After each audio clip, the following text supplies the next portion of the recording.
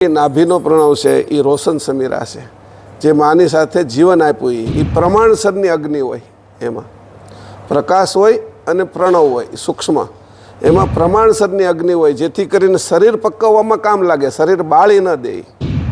જ્યારે ઉદાન વાયુ છે એ શરીરને ધીરે ધીરે નાશવતી કરી દે. એ રોશન સમીરા છે, એ નાભીથી શરૂ થાય. અને જો એ નાભીથી શરૂ થાય તો એના આપણને બહુ ફાયદાઓ મળે. એ નાભીથી શરૂ થયેલો રોશન સમીરાનો પ્રણવ છે એ આજ્ઞાચક્રને વિંધીને બ્રહ્મરંધમાં પહોંચી જાય.